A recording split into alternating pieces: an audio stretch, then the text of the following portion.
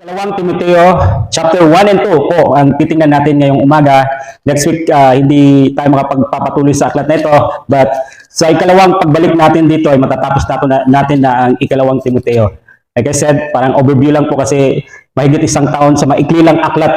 First Timothy, I think more than a year na higit sa isang taon bago natin natapos. So ngayon, para mas makadami-dami tayo ng aklat na mapag-aralan, I would do overview lang muna para mas makaano tayo ng maraming books sa Bible, and Lord willing, maaaring pumunta tayo next na pag-aaral natin sa Old Testament, perhaps Joshua or one of the books sa Old Testament as the Spirit leads. So the title of our message ngayong umaga is Overcoming Our Struggles. May mga struggles po tayo sa ating mga sarili, hindi po ba? May mga struggle tayo, may nahihirapan tayo at nais natin mapagtagumpayan ito. So titingnan natin ngayong umaga dito, makikita natin on how to overcome our struggles. So let me read po muna sa English and then mamaya isahin natin sa Tagalog. Hindi nakikinig yung stand natin, so medyo distracting itong stand natin. So chapter 1 verse 1. Paul, an apostle of Jesus Christ, by the will of God, according to the promise of life which is in Christ Jesus, to Timothy, a beloved son, grace, mercy, and peace from God the Father and Christ Jesus our Lord. I thank God, whom I serve with a pure conscience, as my forefathers did, as without ceasing. I remember you in my prayers night and day, greatly desiring to see you, being mindful of your tears, that I may be filled with joy when I call to remembrance the genuine faith that is in you, which dwelt first in your grandmother Louis and your mother Eunice, and I am persuaded is in you also. Therefore I remind you to stir up the gift of God which is in you through the laying on of my hands. For God has not given us a spirit of fear, but of power and of love and of sound mind.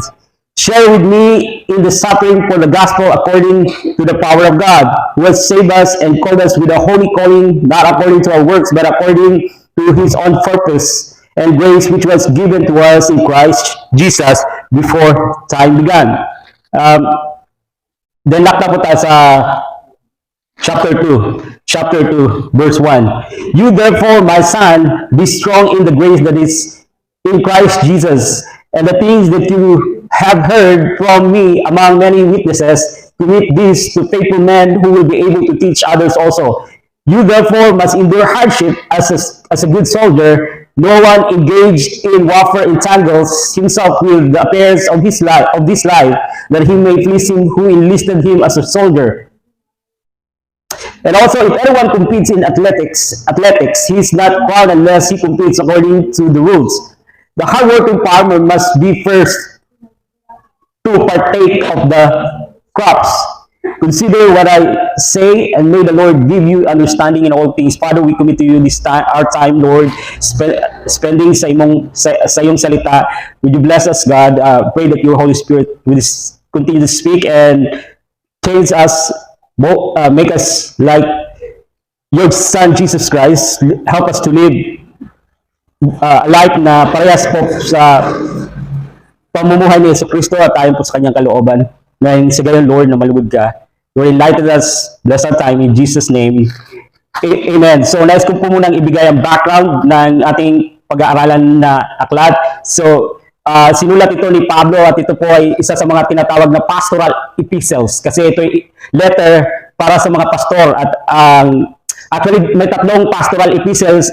Yung unang pinag-aaralan natin, unang Timoteo. Ito na po, pangalawang Timoteo at saka ang letter niya kan Tito or kay Titus. Ito po ay mga pastors noong first century at sila po pinayuhan ng kanilang mentor kung paano dapat ang pagpapatakbo ng simbahan at binigyan sila ng payo, wisdom at binigyan sila ng katuruanan kung ano ang dapat na sundin na katuruanan na ayon sa katuruanan ng Panginoong Jesucristo.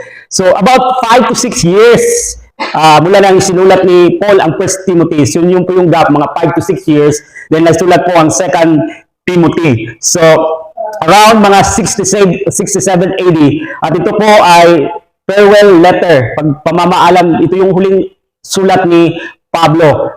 Yes, may mga sulat pa na galing sa ibang mga apostle, pero ito po yung huling sulat ni Pablo dahil pagkatapos nito siya po ay pupugutan na ng ulo. So, alam na niya na malapit na ang kanyang oras ng kamatayan. In fact, sinulat niya sa chapter 4, verse 6, sapagkat dumating na ang panahon ng pagpanaw ko sa buhay na ito. So, alam niya na malapit na ang kanyang kamatayan. So, before ng kanyang kamatayan, again, this will be yung huling letter niya, yung sinulat niya. So, in 64 AD, just a few years before pinugutan and execute si Pablo ni Emperor Nero, he was executed around 67 or 68 AD. But meron kasing nangyari sa 64 AD na kung saan ito nagdulot ng malaking pag-uusig sa mga Kristiyano at sa huli kay Pablo at pagkulong sa kanya. According sa isang historian po ng pangalan na Eusebius, siya pa historian, during 4th year, during 4th century, sinabi niya na si Nero, in-execute niya si Pablo na pugutan ng ulo during sa kanyang ika-14 na paghahari o ng kanyang reign. So, kasi in 64 AD, nagkaroon ng isang pangyayari na kung saan ang buong Roma ay nasunog. Halos buong Roma ay nasunog kasi according sa isang historian ng pangalan ay Tacitus, siya po ay historian from the 1st century, na kasi gusto ni Emperor Nero na magkaroon ng renovation sa buong Roma. Ayaw ng Senado kasi malaking gastos po ang ilalaan. So, ang ginawa ni Nero ay pinasunog niya ang Roma para mangyari yung plano niyang renovation project. So, ang ginawa pa niya, maring hindi siya mismo, pero maring iniutos niya sa isang tao. So, ang ginawa niya, pagkatapos na sinunog ang Roma, binintangan niya ang mga Kristiyano. Na ang mga Kristiyano ang gumawa, ang dahilan kung bakit nasunog ang Roma. So, hindi lang sila binintangan, ito din ay nagdulot ng pag-uusig sa lahat ng mga Kristiyano during 64 AD. At sila po tinipon, sila po ang kinulong, tinorture, pinahirapan, and then pinapatay. At sinasabi ng kasaysayan na si Nero ay napakasamang tao. Alam niyo po, ginawa niya sa mga Kristiyano, inilublob niya sa isang liquid na tinatawag na tar. Ito po ay hydrocarbons na kung saan liquid po ito na kapag sinindihan mo ng apoy, ito talagang mag-flame yung apoy. So, nilublob niya yung mga Kristiyano sa tar, sa hydrocarbons na ito.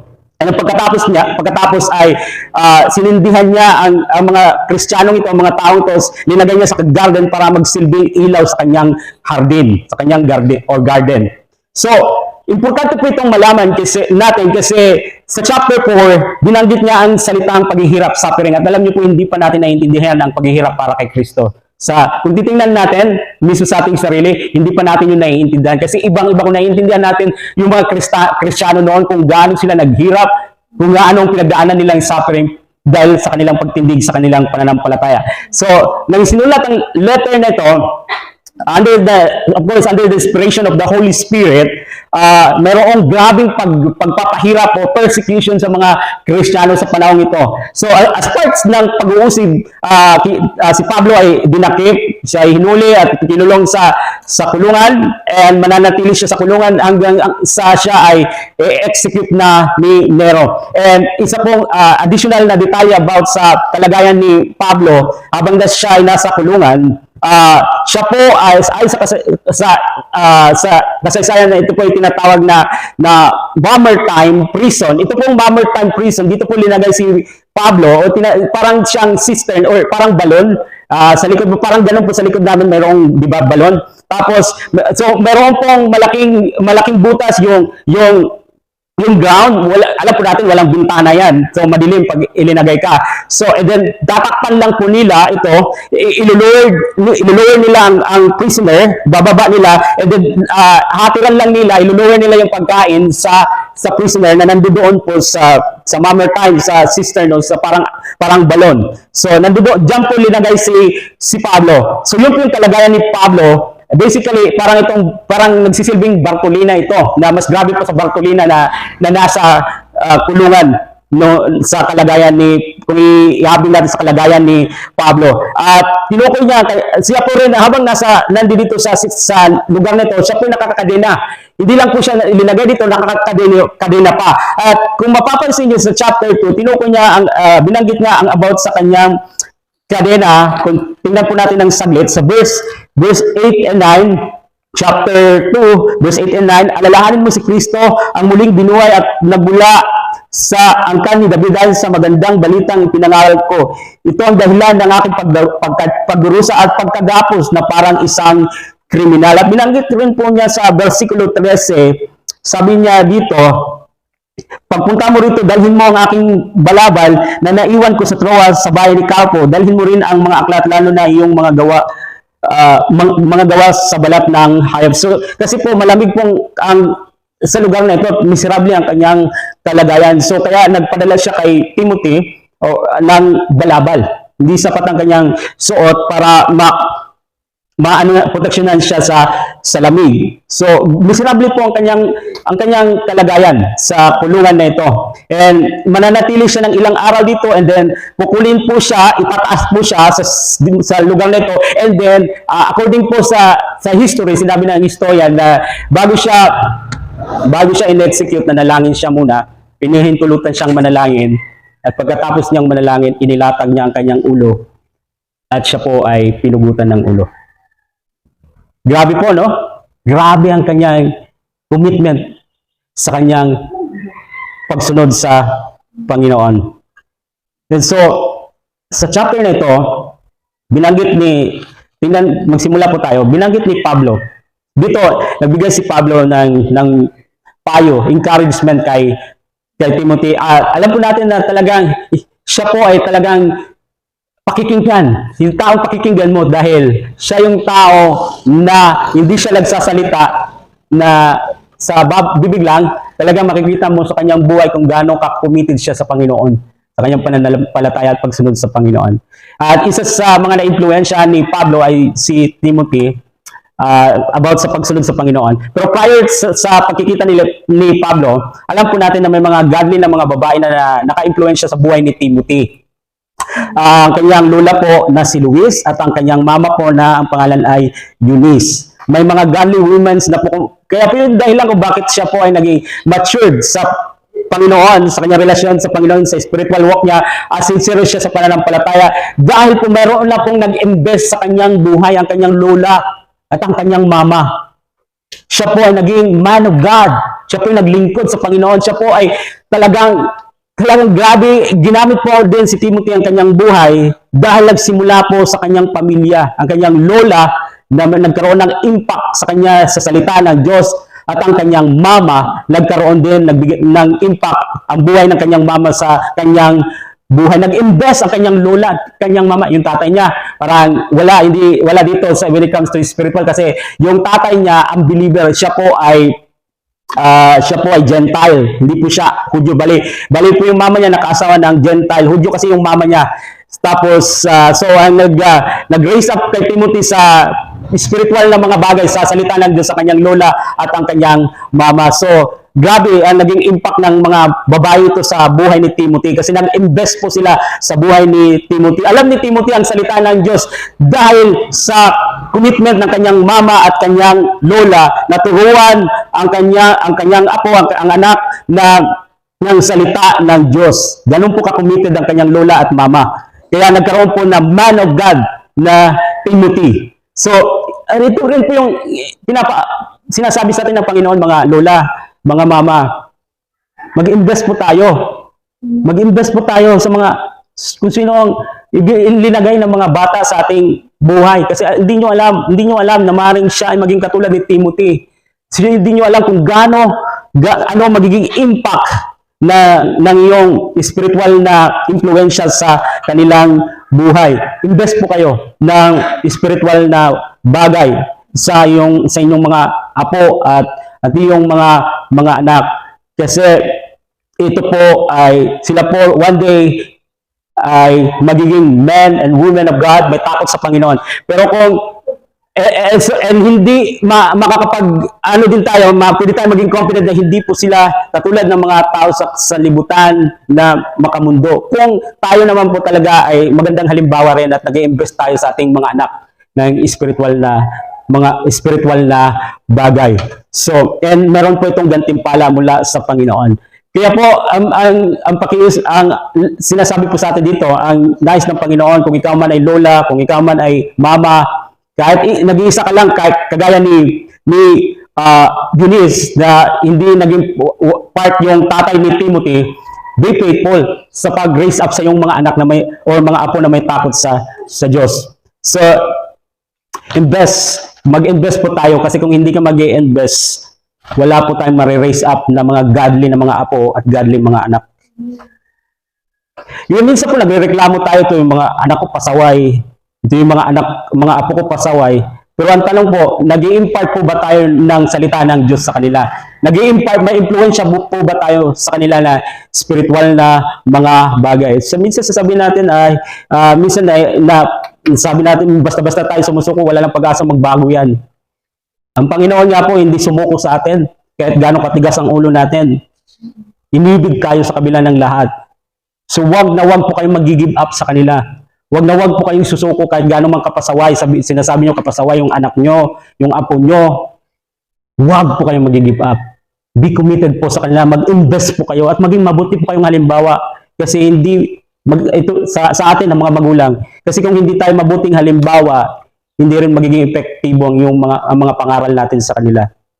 So, but then sa kabila na may mga godly na mga babae na nag-invest sa buhay ni Timothy at of course si Timothy ay nahubog sa Panginoon, siya po ay nag-mature, siya po ay sincere sa pananampalataya.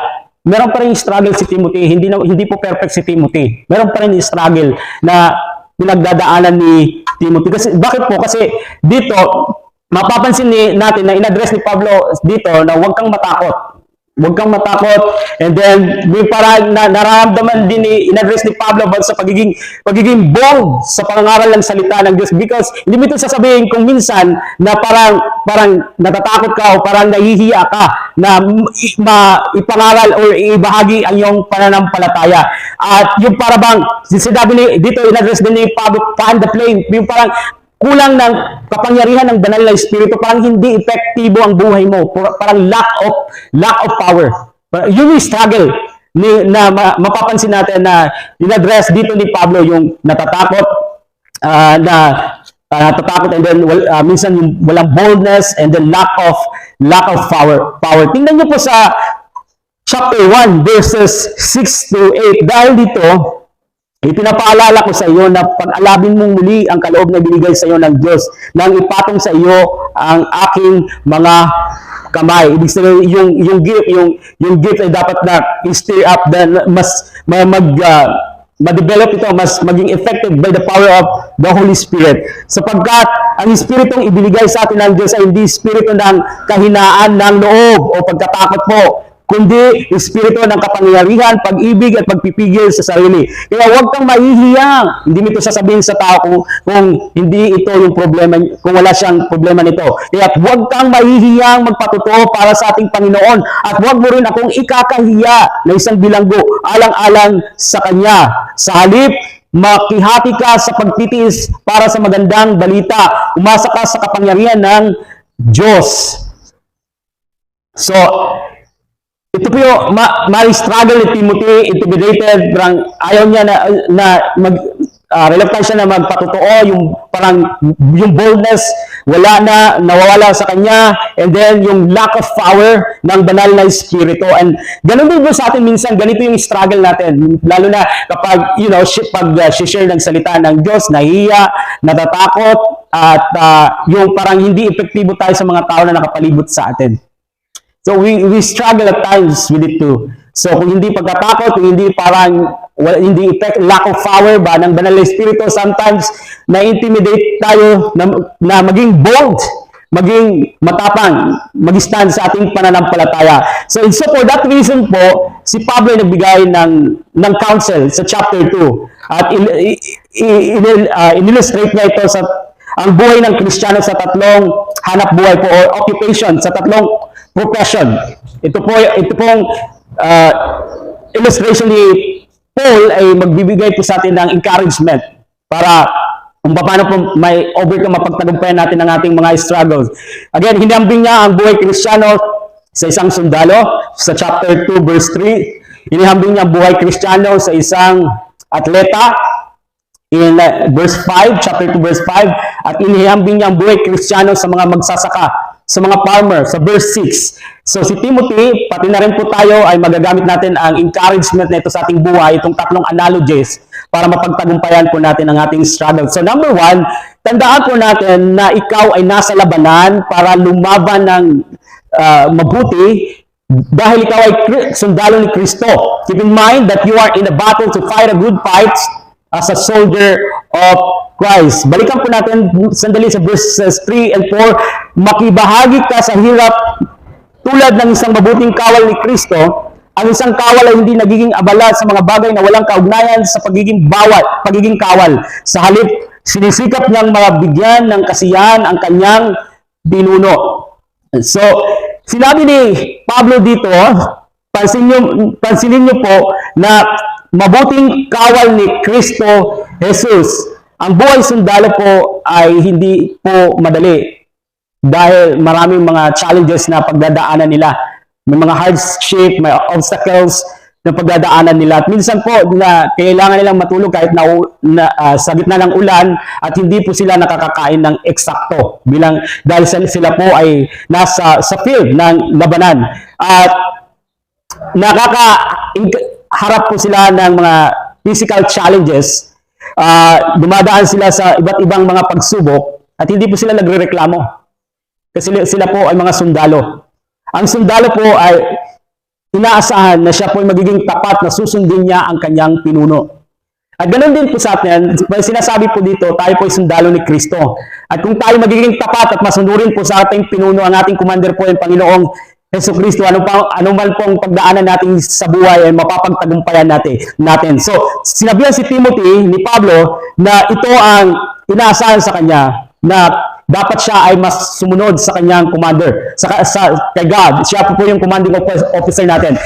Kailangan natin sumunod sa kanya. Hindi po tayo nagbabasa ng Bible at pipiliin lang po natin kung anong gustong sundin natin. Sundin dapat natin lahat ng pinag-uutos ng Panginoon sa atin, sa commander natin. Ang pagsunod po sa utos ng Diyos ay hindi po kabigatan. Ito po ay hindi makabigatan dahil kung inaalala natin na kung gaano tayo kamahal ng Diyos na ibinigay niya ang kanyang bugtong na anak, ang iniisip niya kung bakit pinapagawa niya sa atin ang mga bagay nito para sa ating kabutihan, then hindi po ito magiging kabigatan. At tutulungan niya tayo, bibigyan niya tayo ng lakas na masunod natin siya sa ating buhay. And we respond to Him with love. Lahat ng ginagawa natin ay may pag-ibig. Kung walang pag-ibig sa iyong ginagawa, lahat po ng ginagawa mo ay kabigatan. Mabigat po lahat ng ginagawa mo kung walang pag-ibig sa Panginoon. So, katulad po ng sundalo, di ba? Ang sundalo po ay naghahanda, nagtitraining para sa labanan. Dahil sila po isasabak sa labanan. Ang Kristiyano din po ay mayroong battles, may laban na kinakaharap natin araw-araw sa ating buhay. Tayo po ang sinasabi dito, ang buhay Kristiyano hindi po laro-laro. Ito po ay seryosong bagay. Ito po ay may battle, may laban sa pagitan ng kagustuhan ng ating laman at kagustuhan po ng ating espiritu, kagustuhan ng Diyos sa ating buhay. Minsan sa ating pag-iisip, na gusto nating gawin kung ano ang mga makalaman.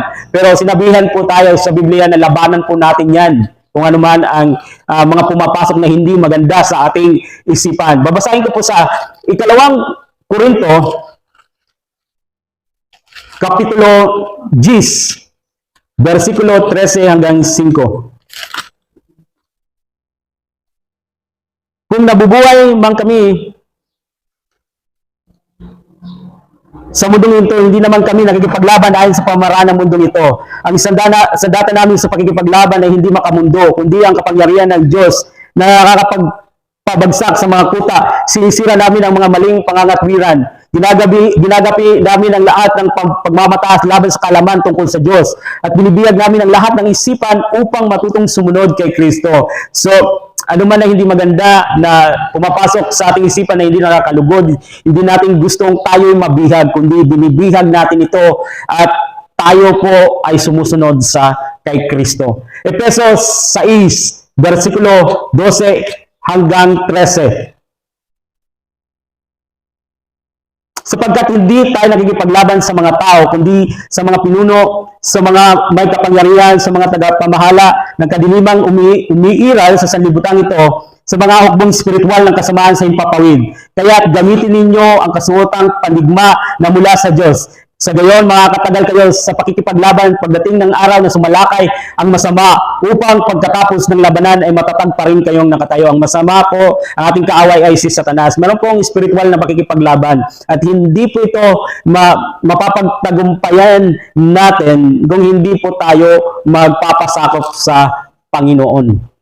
Kailangan po na tayo magpasakop sa Panginoon muna bago natin pagtagumpayan ang laban na ito. In fact, basahin ko po sa Santiago. Before this, basahin ko po sa 1 Timothy chapter 6, verse 12. Ipaglaban mo ng mabuti ang pananampalataya, panghawakan mo ang buhay na walang hanggan dahil diyan ka tinawag ng Diyos nang ipahayag mo sa harap ng maraming saksi ang iyong pananalig kay Kristo. Santiago, Kapitulo 4, versikulo 5. Huwag ninyong akalaing walang kabuluhan ang sinasabi sa kasulatan. Ang lakta po tayo sa verse 7. Kaya nga pasakop kayo sa Diyos, labanan ninyo ang dyablo at lalayuan niya kayo. Hindi kayo lalayuan ng dyablo at hindi nyo mapaglalabanan ang dyablo kung hindi muna kayo pagpapasakop sa Diyos. Magsasubmit sa Kanya.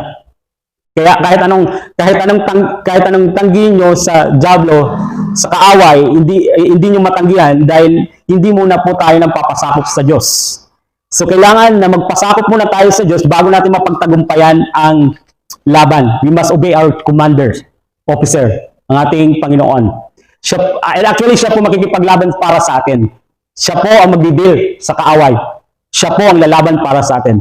In verse 4, tingnan niyo po sa verse 4 kung anong dapat na tungkulin ng isang sundalo.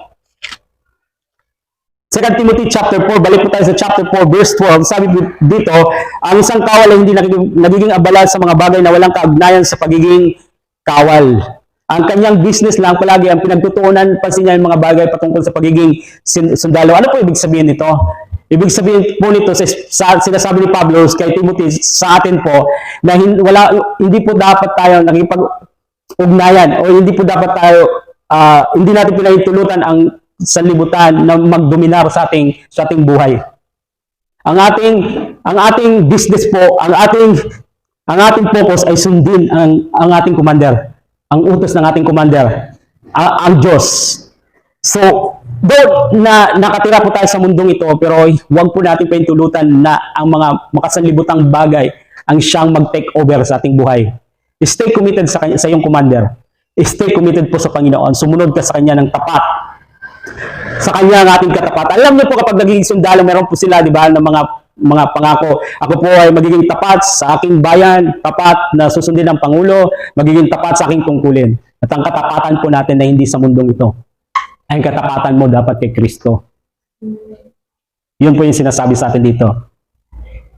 So, hindi po tayo mananalo sa laban na ito kung hindi po tayo tapat 100% sa Panginoon. Hindi tayo committed sa Kanya.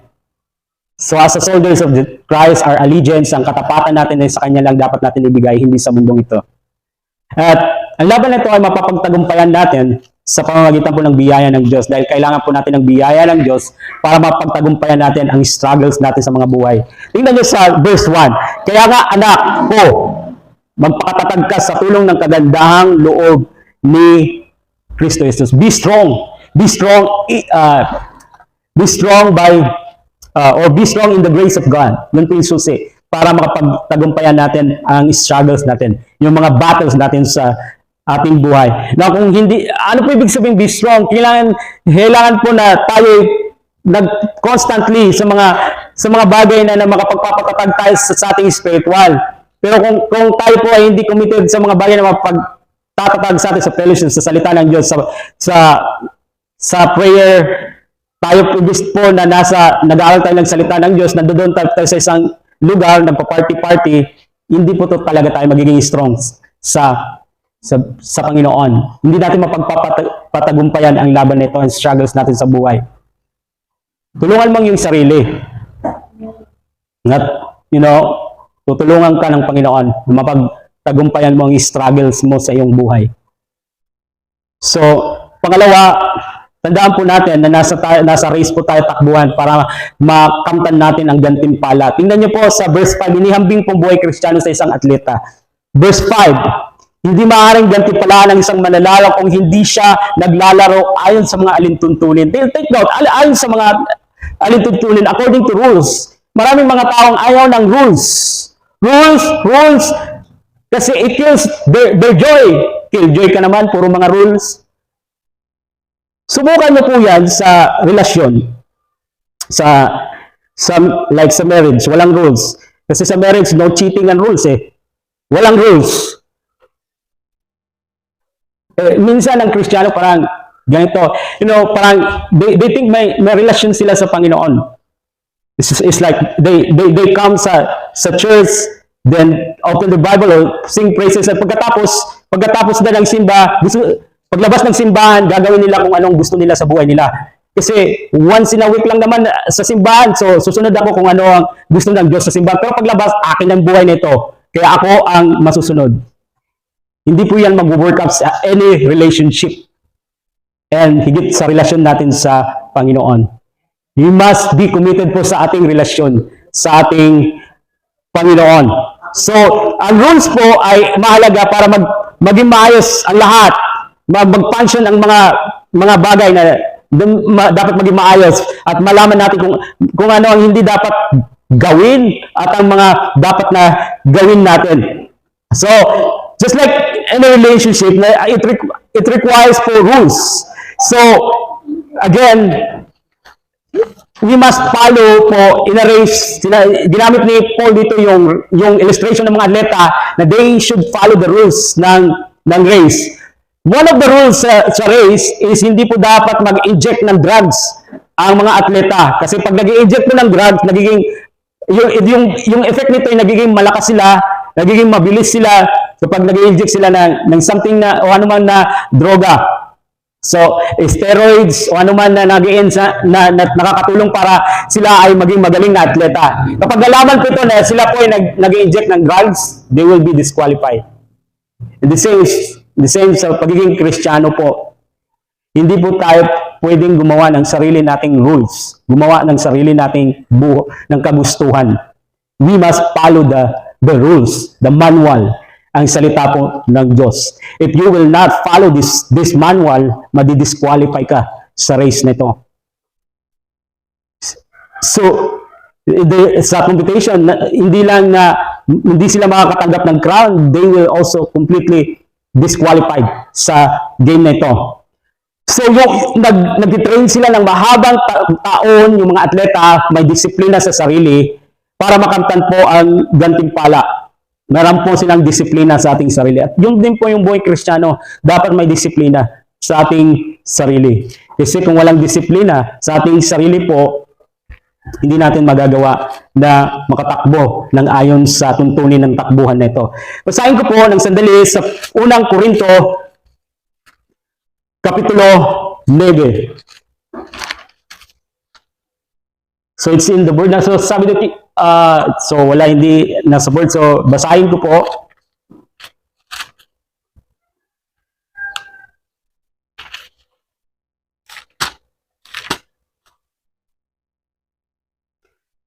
Alam ninyo ang mga kalahok sa paligsahan ay tumatakbong lahat, ngunit isa lamang ang nagkakamit ng gantimpala. Kaya pagbutihin ninyo ang pagtakbo upang kamtan ninyo ang gantimpala. Lahat ng malalarong nagsasanay ay may disiplina sa lahat ng bagay upang magkamit ng isang gantimpalang panandalian lamang, ngunit ang gantimpalang hinahangad natin ay panghabang panahon. So, may disiplina po ang mga atleta. At ito rin po dapat may disiplina tayo sa ating pagiging Kristiyano. Disiplina, paano pong disiplina sa pagiging Kristiyano? Sa prayer, na tayo po ba nag-exercise palagi sa spiritual, sa pananalangin, kumusta po ang yung prayers?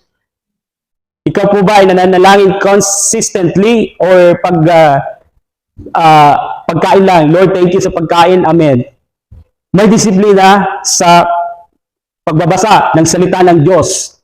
May disiplina sa pag-attend sa fellowship para mas lalong maging matibay sa spiritual. May disiplina sa pagsunod sa salita ng Diyos. Alam niyo po yung mga atleta na lumalabag sa tuntunin o sa rules, ay yung mga atleta lamang na desperado at mapandaya. So, inihambing ni Pablo ang tayo, yung mga Kristiyano, sa isang atleta na kailangan natin sumunod sa rules na inilatag sa atin dito sa kasulatan. Kasi kung hindi po tayo susunod, madi-disqualified po tayo at hindi natin makakamtan ang gantimpala na inilaan sa mga tapat sa Panginoon. So pangatlong bagay, dito po tayo, last na po, pangatlong bagay, tandaan po natin na ang pagpapagal natin sa Panginoon ay hindi sayang.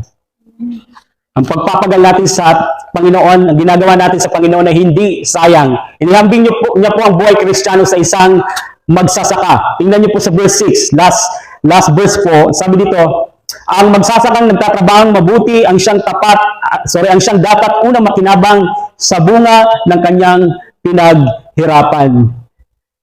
Alam ko po kung gaano kahirap ang ginagawa ng mga magsasaka kasi lumaki po ako sa community na ito po yung hanap buhay. Halos lahat ng mga tao hanap buhay. At malaki po ang respeto ko sa mga farmers dahil sa grabe ang kanilang effort, labor, paghihirap para lang sa makakain at makakuha ng income. Alam niyo po yung mga, di ba, sa farmer kapag nakikipagkamay kayo sa kanya, iba yung kamay nila, di ba? Iba yung kamay nila kasi kapag nakipag-shake kayo ng kamay sa kanila, grabe yung kamay nila, makapal. Dahil po yun ay sa kanilang talagang masipag na pagtatrabaho, hard work po as a farmer. And ito daw na wala na po ako sa aming lugar, na ibang lugar, I still see farmers kasi nakapapalibutan ang lugar natin ng field. At may mga farmer na nakikita natin lalo na araw kapag tag-ulan na grabe ang kanilang hard work sa field. So maliwanag dito na ang buhay ng isang magsasaka ay kinakailangan ng mahabang panahon ng hard labor. Masipag, matyaga sa paghahanda ng lupa at pagtatanim ng mga binhi. Sabi ni Pablo na matapos lamang ang kanilang hard work kapag panahon na ng anihan. Yan na yung kabayaran ng kanilang pagpapagal at matatanggap nilang bahagi ng kanilang paghihirap, ang bunga ng kanilang paghihirap. Dito din sila kumukuha ng pagkain. Dito sila dependent para sa pagkain nila na ipapakain sa kanilang pamilya na depende sa successful na anihan. Kung maganda yung anihan, maraming provision ang kanilang ma-receive. Ang magsasaka po ay dapat na magpatuloy hanggang sa dumating ang anihan. Ang kanyang pagpapagal ay masasayang kung bigla na lang siya susuko. Alam niya na kung magpapatuloy siya, kung hindi siya magpapatuloy, wala siyang mapapala. So, yung kanyang pagtatrabaho ay magpapatuloy hanggang sa makamtan niya ang gantimpala ng kanyang paghihirap bilang magsasaka. Kahit gaano man kainit, kahit na nasa gitna ng araw, kahit gaano karumi yung kanilang hinahawakan, kahit buong araw na nakayuko, magpapatuloy sila dahil umaasa sila na mayroong gantimpala, mayroon silang aanihin sa pagpapagal na ginagawa nila. Inihambing niya po ang buhay Kristiyano sa mga magsasaka. Hindi po tayo dapat na huminto sa paglilingkod sa Panginoon. Hindi po dapat na basta-basta lang na give up tayo dahil napapagod na tayo, dahil tinatamad na tayo. Hindi po ganyan ang buhay Kristiyano, ang pagsunod sa Panginoon.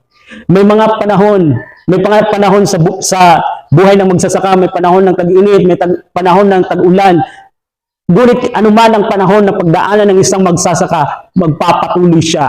May mga panahon sa buhay natin na dadaan tayo sa mga paghihirap, ngunit anuman ang panahon ng pagdaanan natin, ang lesson po dito ay nagpapatuloy tayo sa paglilingkod sa Panginoon. Minsan, mahirap dahil may mga kahinaan tayo sa ating sarili, may mga struggles tayo sa ating sarili na ipapakita sa Panginoon at madidiscourage tayo, Lord, ano ba itong ang aking sarili, Lord, nakakapanghina ng loob sapagkat, Lord, mayroong mga bagay na nagagawa ko na hindi kalugod-lugod sa iyo. And sometimes may mga persecution mula sa pamilya o mula sa mga taong nakapalibot sa atin. There may be times when we feel like giving up at nagtatanong na tayo, worth it ba itong ginagawa ko? Worth it ba ito? Alam ng mga magsasaka na ang kanilang trabaho ay challenging. However, alam din nila na mayroong worth it ang ginagawa nila dahil mayroong reward, may gantimpala, may aanihin sila, may bunga, umaasa sila na may bunga sa kanilang pagpapagal. At minsan, nabibigo dahil sa panahon, sa bagyo, pero hindi kailanman ang pagpapagal natin sa Panginoon na walang magiging gantimpala. We will gain, we will receive reward. So, ganun dapat ang pananaw natin pagkat ang pagpapagal natin sa Panginoon na ginagawa natin paglilingkod sa Panginoon at pagsunod sa Panginoon. Though minsan, parang napapagod tayo, though minsan na parang nadidiscourage tayo, pero magpapatuloy tayo dahil ang pagpapagal natin sa Panginoon ay hindi sayang. Nais ko pong tapusin sa huling scripture, Galatians chapter 6. Galatians chapter 6 verses 8 and 9. Ang nagtatanim para sa sarili niyang laman ay ani ng pagkabulok mula sa laman. Ngunit ang nagtatanim para sa Espiritu ay aani ng buhay na walang hanggan. Kaya huwag tayong mapagod sa paggawa ng mabuti sapagkat pagdating ng takdang panahon, tayo ay aani kung hindi tayo susuko. Itong basically talagang grabe nangusap sa atin kasi sa tuwing minsan, like kanina tumitingin, Lord, pagtingin ko kanina sa ngayon, Lord, sa mga upon, wow, Lord, ano ba to, Lord? Parang nakakapanghina ng loob. Parang walang nangyayari sa iyong ginagawa dito sa lugar na ito. Parang, Lord, walang bisa ang salita mo sa puso ng mga tao. Parang ganon, I was talking to God in my mind, Lord, ano ba ito, Lord? But again, this is a great encouragement na, our labor is in the Lord is not in vain. Not in vain.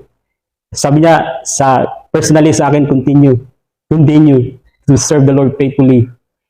Hindi ka nandito just to please people and be pleased because of the people. Nandito ka to please your commander, your Lord, your master. Though your reward dito sa lupa, just few people, parang sa akin yun ay parang reward, Lord, salamat. There are people na faithfully, mga tao, but I was given encouragement, ang pinakamalagang reward ay yung matatanggap natin ng crown of life mula sa Panginoon, not the people. So don't focus sa mga tao, but focus, ituon mo ang inyong mata, ang iyong heart sa Panginoon. So our labor is not in vain. Again, paalala ko po, to overcome your struggles, you need to remember that you are a soldier of Christ. Kawal po tayo ni Kristo. You are not in the playground. Hindi ka po nasa playground. Alam niyo ba sa playground, di ba? May padarusdusan, may the swing. Ang buhay Kristiyano po ay nasa battleground. May laban. Kailangan po natin gumising. Araw-araw mayroon pong battle. Kung saan ang susundin natin.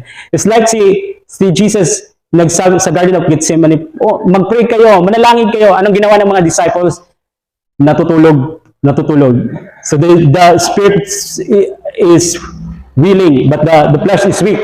So meron palaging battle. Susundin mo ba ang gusto mo o susundin mo ang gusto ng Diyos? If you will follow kung anong gusto mo, you will not win sa battle na ito. So you have to be strong in the grace of God. You have to follow your commander. We are in the battleground, and we are in a race to win the prize. May goal po tayo. Ang buhay Kristiyano ay may goal. Hindi po yung buhay Kristiyano na basta masimba ka lang, pagkatapos tapos na. Buhay po ng Kristiyano ay may goal. Gusto natin na sundin ang direction na nais ng Diyos. Sundin natin ang leading ng Diyos upang makamit natin ang gantimpala. Nagpapatuloy tayo, we persevere kahit gaano kahirap. May disiplina tayo sa ating sa ating Christian life upang matapos natin ang race. At hindi tayo sumusuko because ang ating pagpapagal sa Panginoon ay hindi sayang.